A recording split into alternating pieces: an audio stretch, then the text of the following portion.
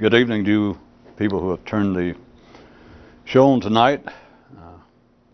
I'd like to welcome you. You have picked, I believe, what will prove to be an auspicious program, because for the first time publicly, I have agreed to tell my life story.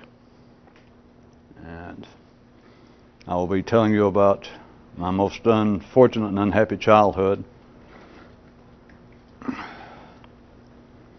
How as an infant I became an alcoholic and a drug addict. How that I could not afford to have glasses or a hearing aid. How as the only male child in the immediate family, how I was never sexually abused by any of the females around me. How later I did not receive a scholarship to any decent university. And how eventually I lost both of my parents twice. In fact, the second time I lost all three of them. And of course now, in my adult years, I'll be telling you about even worse things that happened.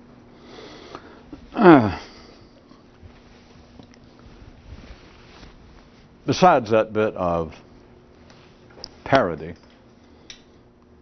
I would like to, or I can, say welcome to you people who have gotten into the habit of watching me on these videos, and say I could send you a greeting and a welcome, especially those of you who are sick of the regular bad news and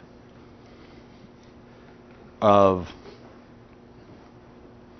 serious sarcasm and criticism, attempts to make you feel bad, attempts to frighten you, attempts to make you feel guilty, attempts to say you things you don't want, particularly services. In fact, I could do better. Instead of saying those of you who are sick of it, could I say those of you who are bored and neurally exhausted by it? And tonight, series 93, 116, items 1 through 89. We begin with the definition. Sincerity, the surest form of idiocy. I'm sorry, that wasn't supposed to be in there.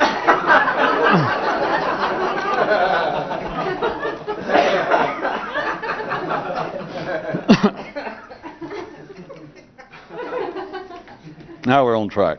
Soon after they're born, all mobile creatures begin to look for three things: food, sex, and a safe place to rest. Man searches for a fourth, and not only can he not find it, he doesn't even know what it is. An ever-enlarging mind seems to be getting somewhere. But are you going to back a fat man in a foot race?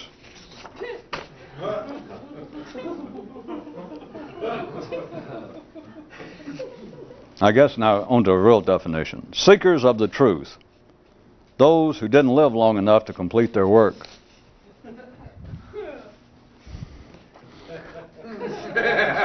One intellectual salvation presented in the form of 17 words. Life itself has no agenda such as would be recognized by even the best of human minds.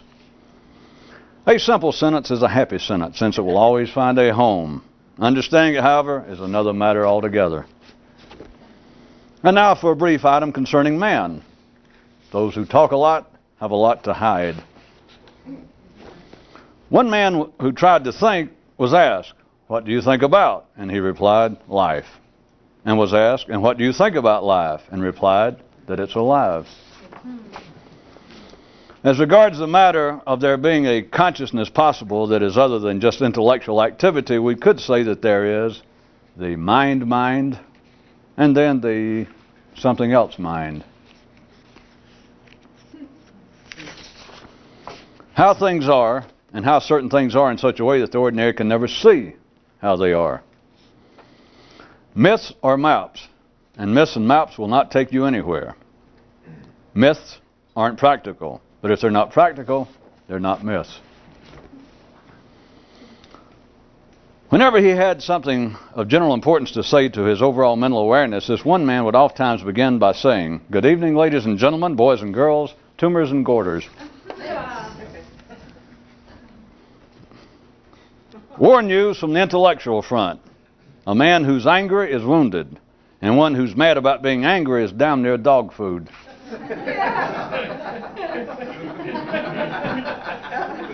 Reports from the wide world of bumper stickers. Minds don't make men upset, something else does. And your department of, we're glad we could clear that one up for you. Thanks you for your kind attention. Off the record query, just what sort of opponent is it anyway that would make available to you ordinances that could prove to be its own downfall? Can you spell life, little buddy? Yeah. Those who taste and understand the reality of religion tend not to be. The latest line gives the odds of ordinary people comprehending this at more or less 1,000 to 1. A definition from city level. The mind, man's early warning system in the face of there being no threat.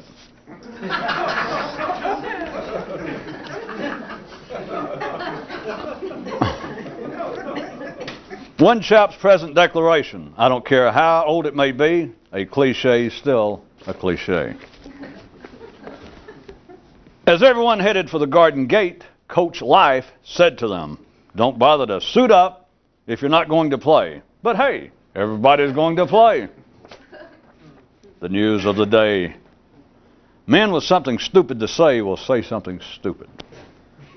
The news of the day, every day.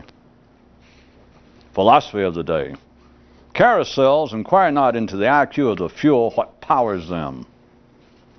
Philosophy of the day. Wave when you go by. Viewer notice. The following is not a joke unless blah, blah, blah, blah, blah. A man rushed into a psychiatrist's office and said, "You've got to help me. I'm a three-toed sloth."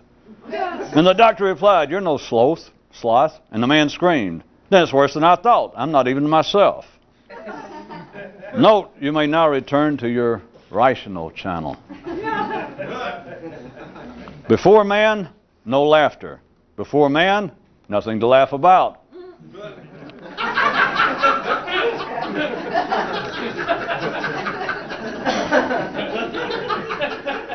A viewer writes to ask, are you actually a TV show or something else?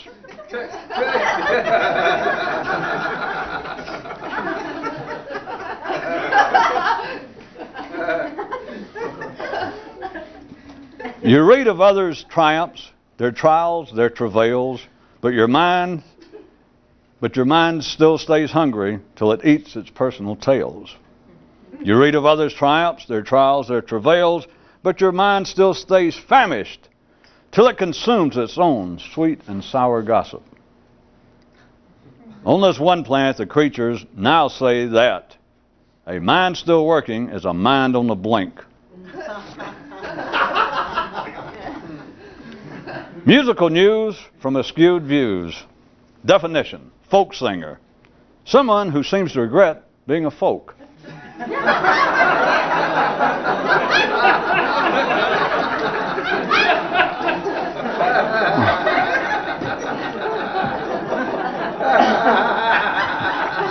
Gee, Daddy, does that mean that most people are folk singers? Yes, son, those who aren't already priests or pundits. Gee, Daddy. Yeah, I know, son.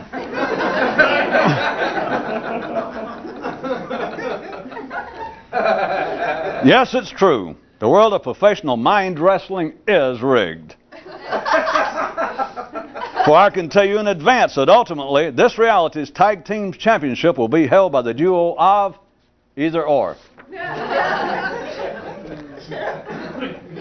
The story of one man. So long as he lived at home, if he wasn't seeing rats, he is seeing roaches. A viewer says, I enjoy your allegories and parables more when you take the time to explain them and make them plain. In fact, it's the only time I enjoy them. What gives with me, you reckon? I reckon you're about normal and par for the course. A man with his pecker in your pocket has your survival in his hands and your future in his pants. Life is such a man.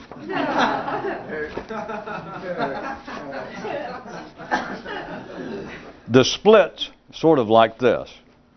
There's the mental, verbal consciousness, then the silent, unfiltered variety. Until you truly realize that life itself is alive, nothing makes much sense. Nothing makes much sense, especially man. Two men were talking, and the first one said, "Sometimes I think you know more than you tell me about." And the second one replied, "It's possible." And the first one said, "Then why don't you share it with me?" And the second one asked, "Are you positive it would do you any good?" And the first one replied, "No, but it wouldn't cost you anything to try."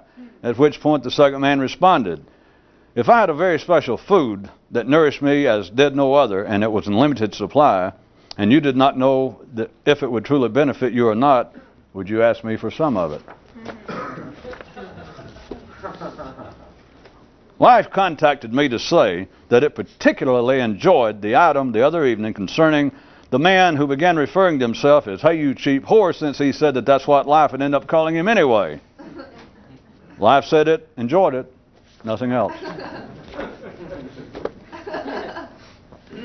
Words cannot ultimately explain themselves, which, strange as it may sound, is their singular strength. Conversation twixt a father and son. A man with a chip on his shoulder can be misunderstood. You mean as mistaking the tumor for the man? Additional dialogue. Hairstyles come and go, but what can be said positively about fashion criticism in general? How about, "Someone tell those girls doing the evening wear collection that I said to get on that runway this very instant." Being extremely human makes it extremely easy to take metaphor for the material and allegory for an off-the-shoulder gown. No. Clown. From ordinary men's rational view, a man out of control is a... But hold it, we can do better than that. All ordinary men are out of control. They just don't know it. Another driving tip from the shade tree mechanic of the mind. It is those who believe they can do better who can't. Even more benefits noted and quoted. A man who writes his own material can be his own critic and can then tell himself to go to hell without having to write a letter or make a call. More notes regarding the mind. All thought is confusing in that it never actually goes anywhere. Health news. One man said, "Caffeine makes me have to go to the bathroom a lot." And another guy says, "Me too, except with me it's boredom." Seriousness by the ordinary is proof of their stupidity. Absent some exceptional preparation, all who experience an increase in consciousness take it the first time around to be some sort of religious reunion with God. You might note that you normally hear of any other description, this being because few ever taste it for a second time. A man opines, "It seems to me that if a man is a mystic, he shouldn't say that he is." The collective theme song of man as secretly composed by life. The average is normal, the normal is average. Go be weird on somebody else's time. A, for thousands of years, lesson and quiz. For thousands of years, men have been saying that you are what you think, and no one still understands what it means. A man in the attic alone is not to be trusted, except by the man himself. To see without the filter of words is to be finally conscious beyond the mere world of the mind. One man declared, "You can call life a journey, you may call it a test, an adventure, but no matter what you call it, it's still a pain in the ass. A joy, a terror, and one of my true loves." Pardon me, but do you think I'm losing my mind?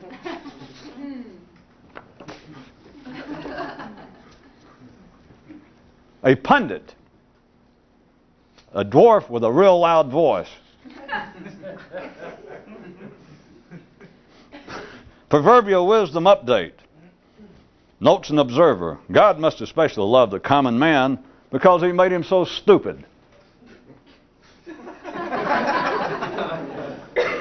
Remember, all of you drivers in the pole position, that stupidity is just a form of measurement, supplied to you by local conditions for your, yes, your convenience in criticizing others. Now, damn it, start your engines if you got them. Sincerity, by the ordinary, is proof of their pretension. Hot off the old non-existent wire. Good news for the fuse. The main job of the collective is to make individuals feel bad. And a man with a shoulder on his chip objects. You call that good news? Us out here in the streets would be more inspired with the sound of a car wreck. You can please some of the people some of the time, and all the people all the time, but you can't actually please anybody.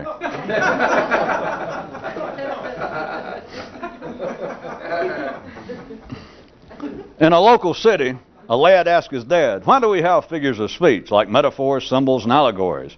Well, son, it's like this. Since man doesn't ever actually know what he's talking about, he's come up with several semi-clever ways to try and hide the fact.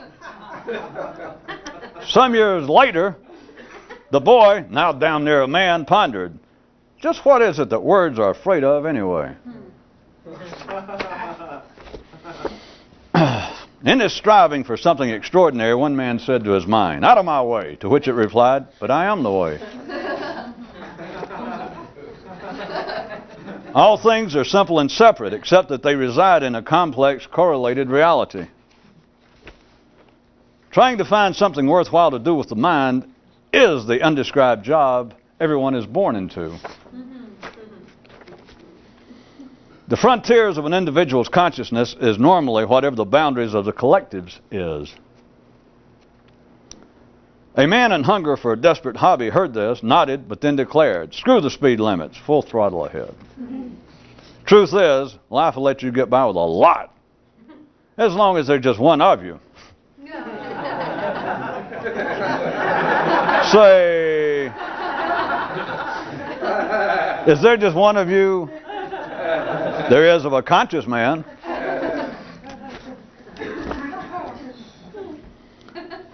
Whenever this one man wanted to be more conscious than thoughtful, he'd glance up in the general direction of his head and softly croon, oh, Vanessa, don't you hear me calling you?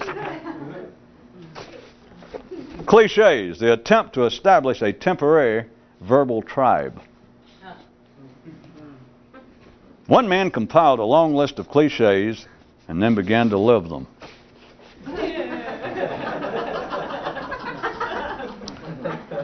A guy who had thought a lot one day thought, geez, this seems like I've been alive forever.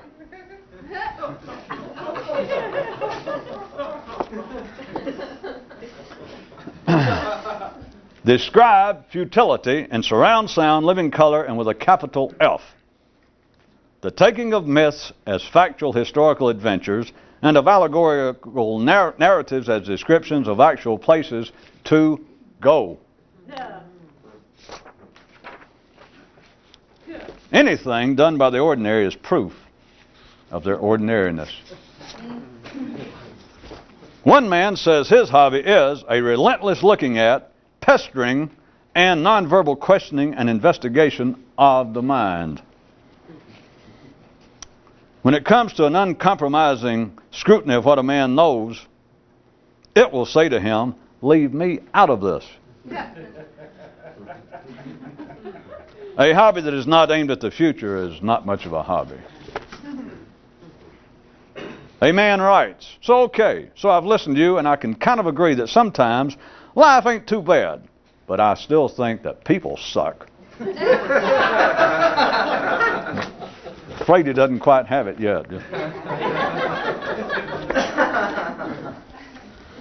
All thought and all talk is but finally the mind's attempt to understand itself. There's a man by the name of Fat Chance who can fit real nicely in your pants. A man with rabbits doesn't need squirrels, and one with a secret friend in bed does not need a mental vibrator. The true danger of anger is that it's so serious.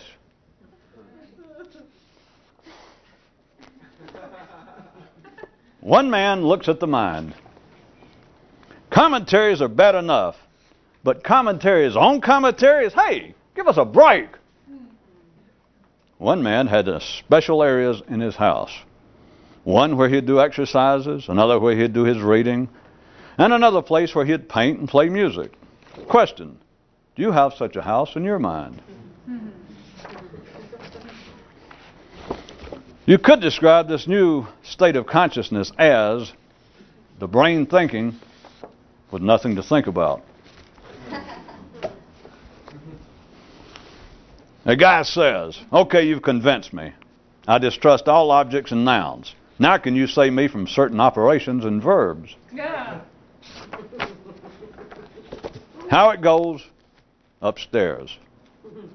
Any question the mind has an answer. And it's a waste of time.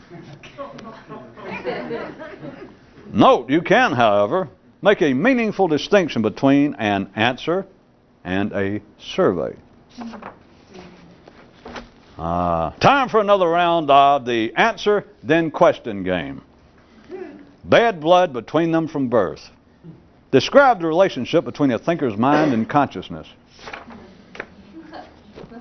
If you're asked, why have you referred to the Eve of consciousness and the Adam of the mind? Why not?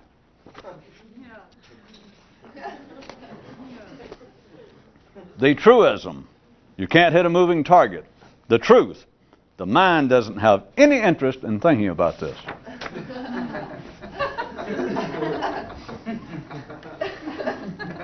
Why it might be helpful to learn to either run or swim. If the collective don't catch up with you, your own mind will eventually weigh you down. One man began to privately think of his own neural life as doing laps. A man stood before the mirror and proclaimed, I am a paradigm. And his consciousness punched his mind and said, that's me he's talking about, not him. A particular man thought, I could overlook everything life has done to me if it would just one time beg for my forgiveness. Aren't you kind of glad he thought that instead of said it out loud?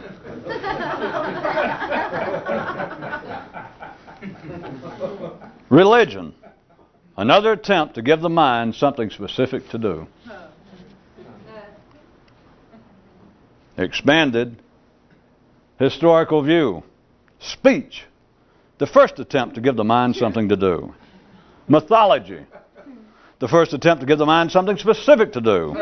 Religion. Another attempt. Science. Yet another. And conversation of all sorts. Still another. And perhaps ultimate attempt. In recognition of his efforts, local reality went from calling one man pea-brain to pickle-brain. Though the chap involved says he's actually unclear as to whether this is a step up or no. Update regarding words. To a more conscious man, all definitions are obsolete. How the body appears to ultimately triumph over the mind, as expressed by a man who had attempted extensive personal thinking. Quoting, I may now be guileless, but I'm still not bileless.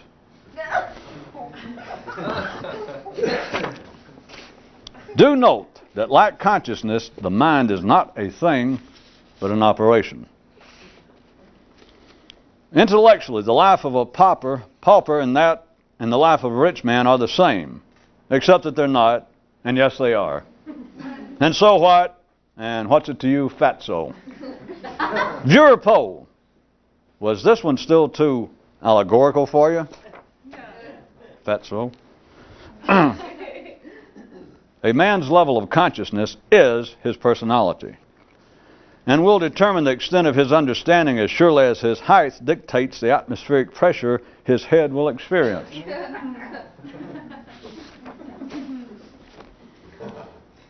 To the ordinary mind, all of reality is a duality. But why must you stop there? In a dream, the consciousness fairy whispered to a man, everything the mind knows is worse than untrue. It's unnecessary. Yeah. And yet, alas, Commander Bass, that too is untrue for those who salute the collective's flag. One man tried the approach of reminding himself, it is not my stomach, but life's. Not my mind, but its also. A city spiritual advisor inquired of a man, would you prefer to be famous or of good health? And the man replied, 'tis too easy for you to ask, since neither is within your power to grant. And might I ask you why you don't use some similar approach as regards the many fine-sounding but ridiculous things the old collective consciousness of man says to you via your mind? Note, there is no metaphor for laughter. It never thought it had anything to hide.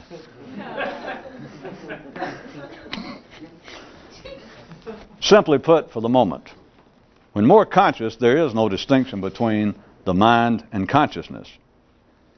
Drawing upon all of his reserves, one man discovered that his reserves were everyone's reserves. If you still don't understand that a certain willful silence is important, then consider the fact that a more conscious man wouldn't even let life know what he was thinking about. Job-related news. If you work for consciousness but are paid by the mind, you're being shortchanged. If a thinker ain't a Boy Scout, that is, practical, he ain't nothing. Striving for a more upbeat view, one guy offers this observation. I guess life really likes man, or else why would it have made him so uncertain and confused? There is only one surety, and that is the consciousness of a conscious man. Hey, chap reflected, the problem is that my mind stays in a rut. Hell, sir, the mind is a rut.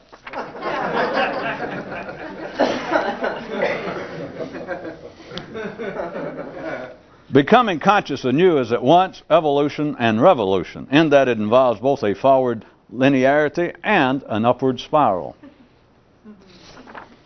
Yes, students, the mind is a terrible thing to waste unless it's your mind, and you realize how much valuable time you've already wasted on it. Even if being more conscious is an illusion, it's no worse than the ordinary state of illusion.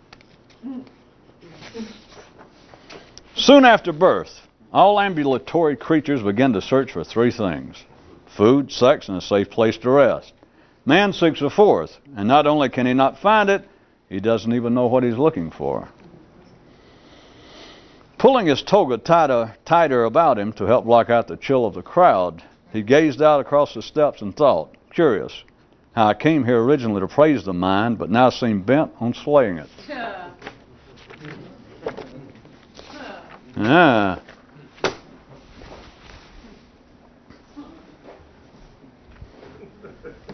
Now, how about Boy Scout time? Since everyone knows that a Boy Scout is practical. My old drawing of the human nervous system. And my old line, which, of course, this does not hold neurotransmitters or water once you get into three-dimensional, because we know that that's not the way the brain looks. But that line is as certain and as real as is your name, as is anybody's conception of themselves personally. That line is as certain as a universal brick wall. That is the line of sanity. That is the line of all knowledge. That is the mind. Anything beyond that, under ordinary conditions, is insanity, derangement, antisocial behavior, illusions. The sanity of everyone at any particular time is below that line. That is the frontier. It is the collective frontier, and it defines everyone. You're born into it. There's no problem the way a man is born. Everybody comes through the same door. And you're up against the same wall. So it's not that there was a mistake. That is a man's personality. And I know it looks simple drawn on a flat two-dimensional surface, but taken three-dimensionally, and it's actually four, of course, at least. But inside of your brain is what makes you, apparently, an individual. Every idea of there being something greater about man is, literally, beyond that line. And one more time, it's not just up there. It makes it simple to talk about. And the terms have been around for eons about extending consciousness, higher consciousness, and etc. And it just fits in, higher, higher. It is beyond the limit of a man's personality. It is beyond any limit of collective sanity. It is beyond the limit of what seems to be your reasonably dependable, rational, stable personality. And all you got to do is think about it a second. If you can think at all, you go, well, it's got to be. Now, where's you going to look? If there's something else possible for man, where are you going to look? I can go through all kinds of... Where are you going to look? Of course, ordinary people think they know where to look. Well, more or less. They got it narrowed down to this. Somewhere outside them. So they've got it... At least they got one thing cut out. There's every possibility in the world, 360 degrees of where they might look in the spatial world. At least they can take away, if each person represents, say, 1 degree. They've at least got it narrowed down to 359 degrees.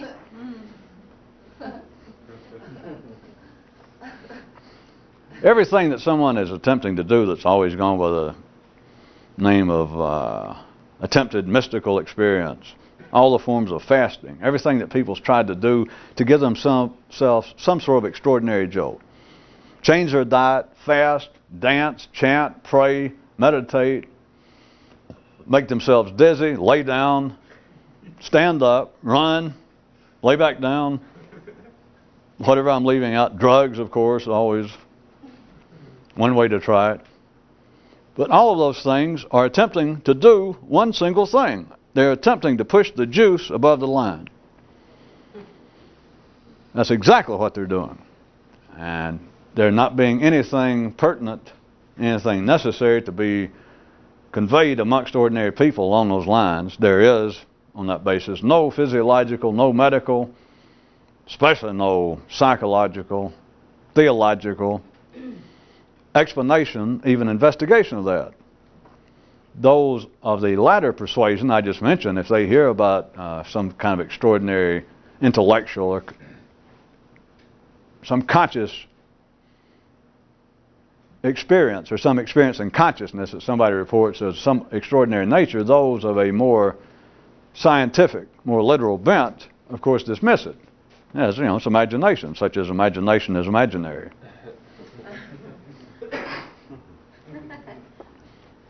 All of the religious, spiritual, intellectual, drug-induced attempts to go into some kind of altered state, some other state, is they are trying to push the juice inside the human nervous system, specifically the brain, above any ordinary limit. And you don't even have to know what the limit is. In fact, it's a waste of time for ordinary people. They'll stop, and that becomes part of the distracting hobby as well. Why am I like this? And you're back into the idea that I was doing a little satire of when I opened. The ordinary people's, the message that gets out to ordinary man, that you should feel bad, you should feel guilty, and that's something in particular with you. And it's not.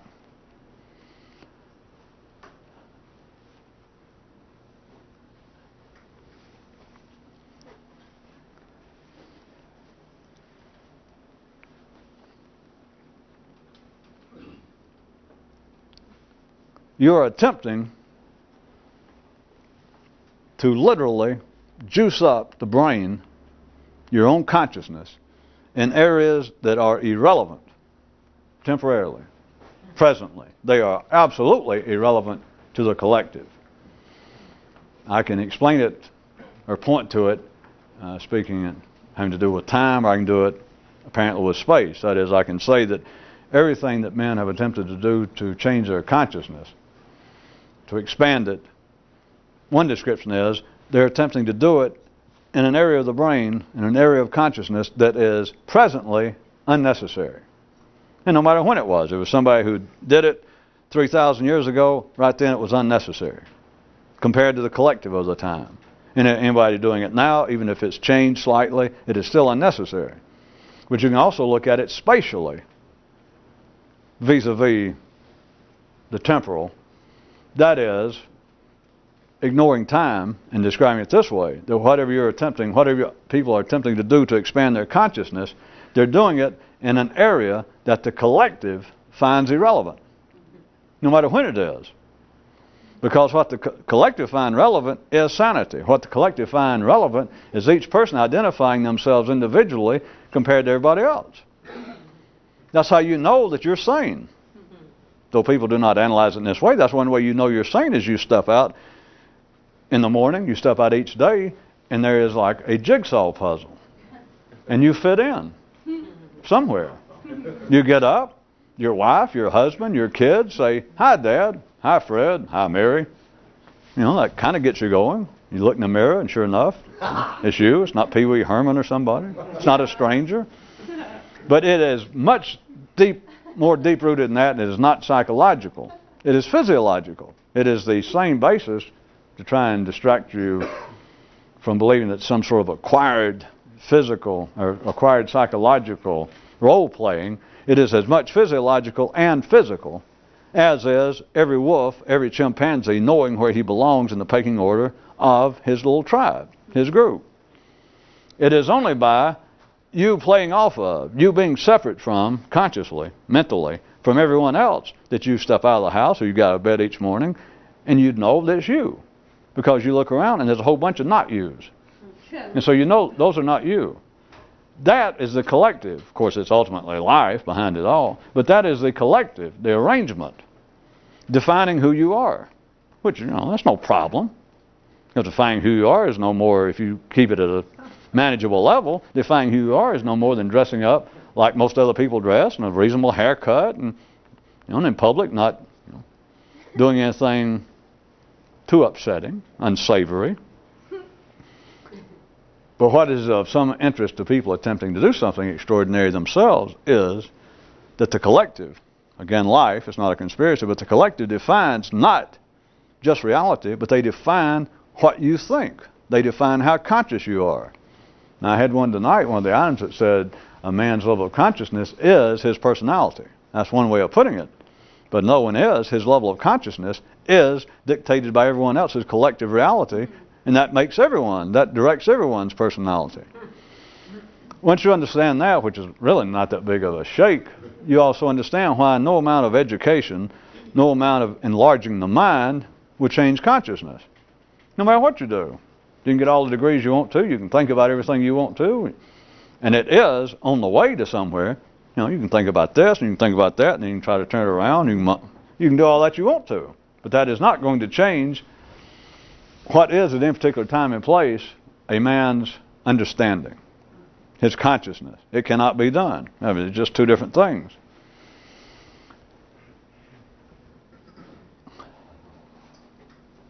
Why is it taking into account, let's put it, discounting those who were suffering from some unprofitable neural tumors, goiters, and other maladies, disregarding those. Men who seem otherwise sane throughout history, who claim to have had some sort of extraordinary experience. Why is it, may I ask you, that without exception, they all say it's ineffable, it's indescribable, I don't know what to tell you? Why do they all say that? And we'll bypass all the, you know, we can take cheap jokes and do parodies and satires. Why? Well, it's easy to answer.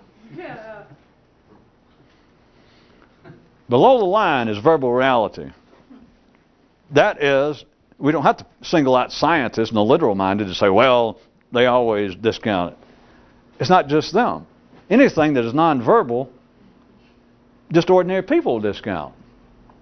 No, they may not upset them enough to start a picket line to go around somebody's house, but when they hear somebody say, boy, and it doesn't have to be something mystical. or transcendental, or psychological, or intellectual. Somebody can just say, boy, I had the greatest meal the other night.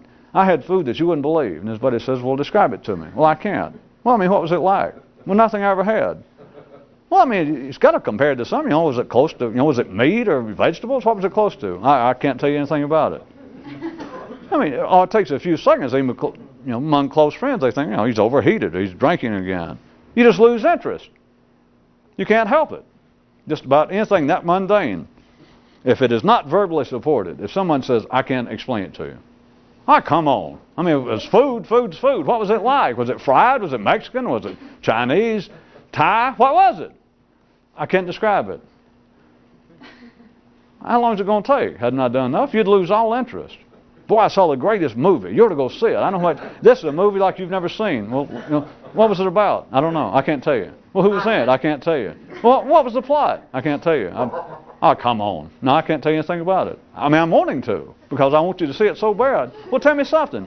I can't tell you anything. Right. Same thing.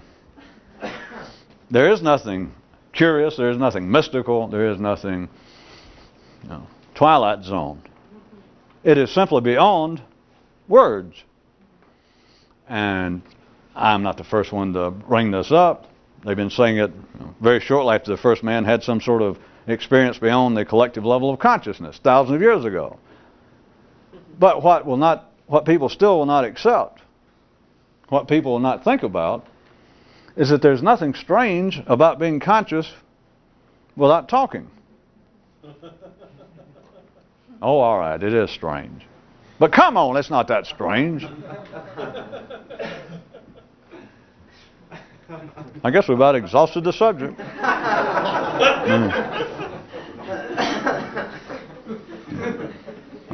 I got to tell you the truth. It's been down there 7,000 years ago. Somebody told me, they said, hey, you say that, and you got nowhere else to go. That's it.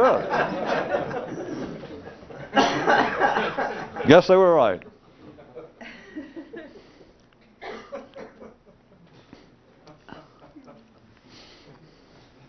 Well, how about we consider this? How about all of my, even though they may seem theatrical, and I kept claiming they were for dramatic effect, all of my pseudo-attacks on critics, criticism, Philistines, ordinary people, civilization. Why? Because no matter what you think about what the ordinary think, that is, the collective line of consciousness, no matter what you think about it, it doesn't matter whether you agree with it, it doesn't matter, you can be a Philistine, that is, middle class, bourgeois. I mean, you can be so beige that people can't hardly see you. People can look at you and think, here is a one living example. This is not just the poster boy. He is the living example of the collective. You are Mr. Everybody. I mean, that's how bland, that's how unobtrusive, unoriginal, uncreative, non-dangerous, non-threatening. You could be that, or you could be a critic. Which, you're supposed to say, well, hey, that's two different sides. No. No, it's two different sides if you want to call, this end of the line, is different from that end. You can say, well, it's the Philistines, looking at the critics.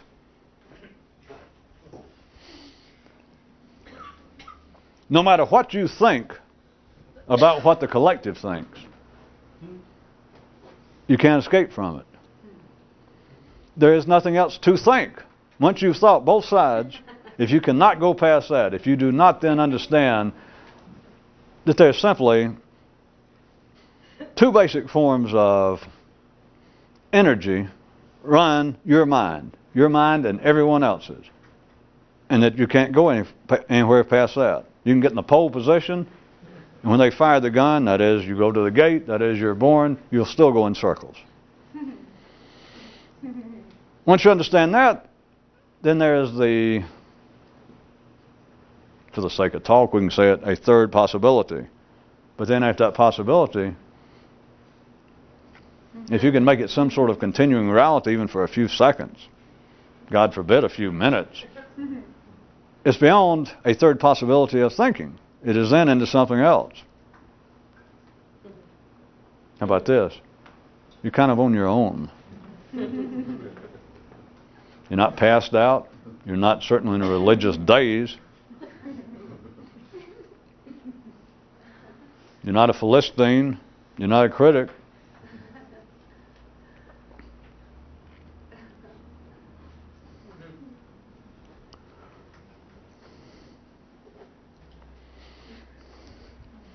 There is a practical way, I said, would play Boy Scout. There is, beyond the talk, you are, the reason I drew it and came up with some of the descriptions tonight, you're literally attempting to push the juice to increase the spark, looking at it from a chemical / electromagnetic or electrical view of the brain. You are attempting to push it past the collective level. It is a private affair. It is an individual affair. If you can't do it, sad to say, it cannot be done. It doesn't matter if everybody around you or the person next to you, it doesn't matter who can do it. It does not mean squat. It only means squat to those who have to go and squat in some sort of ritualistic group, such as religion or academic collection of people. Because it is still, with the ordinary, if they're giving it their best shot, there's still the feeling, well, hey, I can't do anything alone. I especially can't do anything extraordinary alone. I need the help of like-minded people. I need the help of a leader, a teacher, a guru, a minister, a rabbi, some older, wiser person. And the collective, of course, because you're not going out and look for somebody nuts, somebody insane, as well you shouldn't. But by the same token, going out and looking for that kind of direction in the collective just proves that you're nuts. You can physically. All right, let's assume this is allegorical. At least the Food and Drug Administration come down on us again.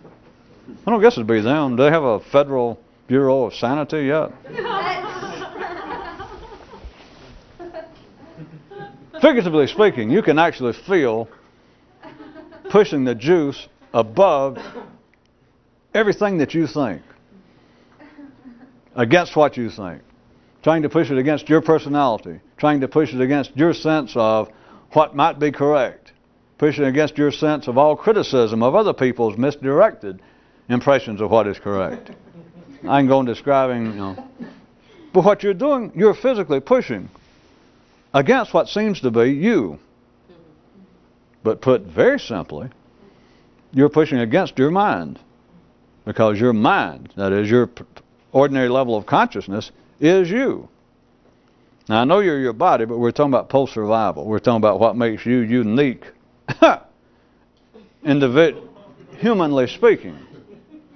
Humanly speaking. It is your mind. Now, surely everybody knows that. I keep reminding you, I know we all look different. Big deal. That's not what makes you you. Only the crudest, only those still living in a backward time zone, well, everybody. Because hormonally you can't get away from it. It's part of sex and etc. There's nothing wrong with it. But only people of almost no interest in matters extraordinary, matters even intellectual, confine what they think of as themselves to their physical self. Well, it's all right, to look good, and et cetera, et cetera. That's not the problem. But if that's all you think you are, then you probably wouldn't be listening to me this far anyway. So it's not the way you look, even though we've never seen one that looks like you or you or you. You all look, absolutely individual, unique. But that's not what makes you an individual. That if you had any collective sanity and someone suddenly jumped out and had the power and said, all right, you've got your choice. I'm going to destroy your individual look. Some great, demonic or some impartial power. Some imp on a spree. Suddenly jumps up from under your bed and says, all right, listen, you got your choice. You got to decide. I'm either going to destroy the way you look personally. When I say destroy, I'm going to make you look like, half the people in the world. You're going to look like just, bland, wallpaper, Muzak on feet. I'm either going to do that, I'm either going to do that physically, or I'm going to take away what you are internally. All of your thoughts, all of your interests, all your hobbies, etc., if you had any ordinary collective level intelligence, you would have to pick the former. You follow what I mean? That you could live with looking bland, like the Pillsbury Doughboy. But if you really understood what the imp asked, and it says, the other possibility, I'm going to take away your internal life, or the part of your internal life that makes you you. You're going to be internally like everybody else. You're going to be, John Q. Public, Anywhere USA, etc. You would pick the former. All right, take away my individual looks. Any sane person, if pushed, you just told me it's a theoretical question. They understand, yeah, it's me internally that is me individually. That's true. That's how you can feel that you are attempting to push the juice, because I can call it the mind, I can call it collective intelligence, I can call it public morality, I can call it the mores of your time and place. We can call it anything. But you can feel, once you get over out there, once you get over that the only reason I feel like I'm me is compared to all the not me's, you're still living at the level of, well, I don't look like everybody else. Once you understand that no matter what the description is, what you're attempting to do is you're pushing against what is actually this planet's level of consciousness collectively. You can feel it. Remember, I said this figuratively, at least I frighten anybody, but you can feel it. It's not just a dream, which is why there's such great interest, why it seems to be so much fun to actually involve yourself in external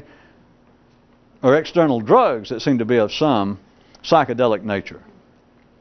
Even alcohol, but especially those a little bit better. All forms of drugs. Because everyone knows, without knowing it, they know that an extraordinary, an unusual experience of consciousness, people know it is physical. It's not some dream. That's not something spiritual. It's not some sort of reunion with God. I took time to point out tonight, if you heard it, is all descriptions, people who in some way fall into that, without exception, those who do it the first time around, they describe it in some way as a reunion, or a union, but it's normally a reunion with God. That it's a spiritual something. Now I point out, do you find it curious that there's never another description when you know that I'm, dismiss that as being childish or crude description, unworkable, unusable. But then I said, do you find it curious that you never hear any other description? And then I answered the inquiry myself, is the reason you don't is hardly anybody ever tasted it a second time. So they're stuck with, even though it may run the rest of their life, and they may want to go back. All they can remember was, God, it's so extraordinary, and the first time around everybody takes it as being something more or less, if nothing else, in quotation marks with a small s, spiritual. And that's all you ever hear. But the reason is those who talk out in public never go back a second time. They never get there. And so that's all that keeps lingering. But people know, without knowing it, they know that it is not spiritual. It is not vague. It is not non-material. Proof of it being cocaine, alcohol.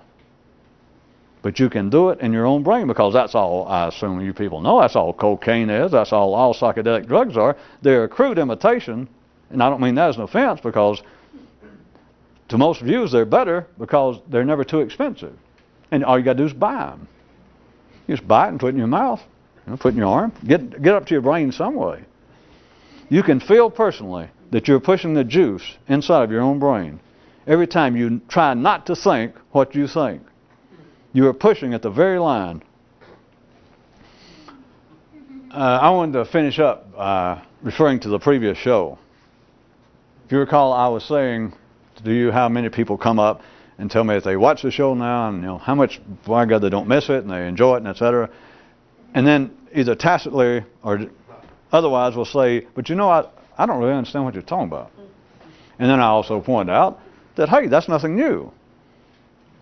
Because they don't understand what their priest is talking about. They don't understand what their rabbi is talking about, just to use religion. They don't understand. But they never say that to him. They never go up to him and say that. I was going to suggest, I'll close out tonight by wrapping up our previous show. Why do they say it to me and what I represent, what I'm doing? Why do they say it to me and not these other people? And I will answer it for you. The reason they say it to me is they have a suspicion that I actually understand something, that I actually know something, and that I might understand what I'm talking about.